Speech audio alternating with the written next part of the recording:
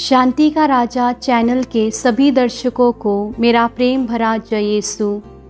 चालीसा काल में आज हम धीरज पर विचार विमर्श करने जा रहे हैं। धीरज यानी कि पेशेंस कहलाता है। यह एक पवित्र आत्मा का वरदान है। अडल बेस्टावर कहता है कि दूसरों के साथ धीरज रखना यानी कि प्यार है। खुद के साथ धीरज रखते हुए पेश आना यानी कि आशा है, और प्रभु के लिए धीरज रखते हुए इंतज़ार करना यानी कि विश्वास है। और इसी धीरज का अति उत्तम उदाहरण है अय्यूब, जिसके बारे में हम पुराने व्यवस्थान में पढ़ते हैं। मेरे प्यारे भाइयों और बहनों, अय्यूब एक बहुत अमीर व्यक्ति था। उसके कई बेटे और बेटियां थी और उसके पास बहुत धन दौलत थी। एक दिन उसका सब खो जाता है। उसके सारे पुत्र पुत्रियां मर जाते हैं और आग में उसकी संपत्ति भस्म हो जाती है।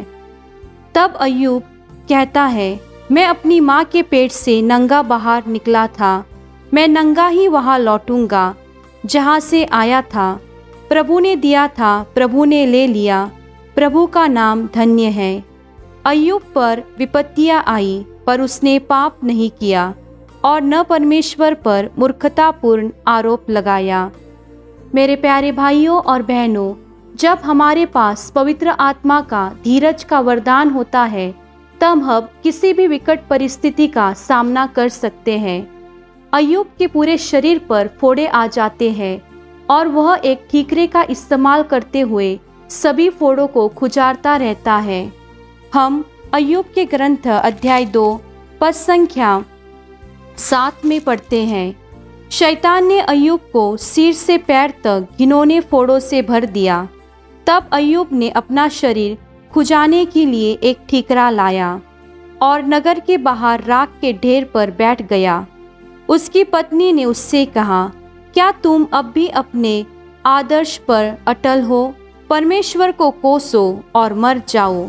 अय्यूब ने कहा, तू एक मूर्ख स्त्री की तरह बक रही है। क्या हम परमेश्वर के हाथ से केवल सुख ही सुख ग्रहण करें और दुख नहीं? अय्यूब पर ये विपत्तियां आई, किंतु उसने पाप नहीं किया। उसने परमेश्वर को नहीं कोसा।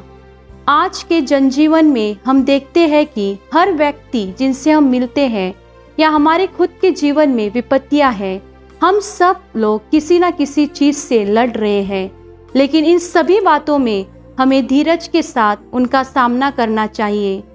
विलियम पिट्स, जो यूनाइटेड किंगडम के प्राइम मिनिस्टर रह चुके थे, उनको एक सभा में बुलाया गया था और सभा में किसी व्यक्ति ने कहा कि प्राइम मिनिस्टर की सबसे बड़ी ताकत कौन सी है? तो अलग अलग लोगों ने अलग अलग उत्तर दिए। किसी ने कहा कि उदारता से लोगों के साथ पेश आना या दूसरों की बात मानना, यह प्राइम मिनिस्टर की सबसे अच्छी क्वालिटी होती है। तब विलियम पिट्स खुद ने कहा कि नहीं, धीरज रखते हुए सभी बातों को समझना, यही एक प्राइम मिनिस्टर की अच्छी क्वालिटी है। हाँ मेरे प्यारे भाइयों और बहनों, अगर हमारे जीवन में धीरज है तो हम सभी बातों का सामना कर सकते हैं। प्रभु यीशु धीरज के साथ यूदस के सामने पेश आते हैं। उन्हें पहले से ही पता था कि यूदस उन्हें धोखा देगा, परंतु वह उन्हें कभी चोट नहीं पहुंचाते हैं। वह अंत में यूदस के साथ अच्छा रिश्ता बनाने की कोशिश करते हैं। और इसका दूसरा उदाहरण है स्तेफनुस, जिसके बारे में हम प्रेरित चरित्र में पढ़ते हैं। स्तेफनुस को जब पत्थरों से मारा गया, तब उन्होंने हाथ ऊपर उठाकर उनके मारने वालों के लिए प्रार्थना की। मेरे प्यारे भाइयों और बहनों, जब जब हमारे जीवन में मुश्किलें आती हैं, तब हमें धीरज के साथ उनका सामना करना चाहिए, क्योंकि अंत में धीरज का फल मीठा होता है। अगर प्रभु यीशु ने सभी बातों को सहते हुए क्रूस पर अपनी जान नहीं दी होती, तो आज मैं और आप मुक्ति का अनुभव नहीं कर सकते थे। फिलिपियों के पत्र अध्याय 4 पद संख्या 4 में हम पढ़ते हैं, किसी बात की चिंता ना करें, हर जरूरत में प्रार्थना करें और विनय तथा धन्यवाद के साथ परमेश्वर के सामने अपने निवेदन प्रस्तुत करें। जब हम पर विकट परिस्थिति आती है, तब हमें सहनशील बनते हुए धीरज के साथ उसका सामना करना चाहिए। आजकल हम सुनते हैं कि कोरोना वायरस संसार भर में फैल चुका है। हमारे मन में कई सारी बातें आती हैं। प्रभु हमारी प्रार्थनाओं का उत्तर क्यों नहीं दे रहा है? इस जग को हो क्या गया है? परंतु इस समय भी हमें निरंतर प्रार्थना करते हुए धीरज के साथ इस विकट परिस्थिति का सामना करना चाहिए। आइए मेरे प्यारे भाइयों और बहनों, इस वक्त हम अपनी आंखों को बंद करें और अपने हाथों को जोड़ें और मेरे पीछे यह प्रार्थना दोहराइए। हे प्यारे प्रभु यीशु, मैं अपनी जिंदगी को तेरे हाथों में सौंप देता हूँ।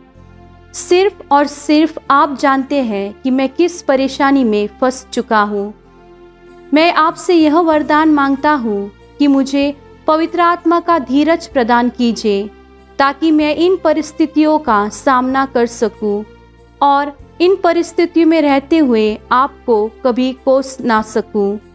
यह प्रार्थना हम तेरे नाम पे करते हैं। आमीन।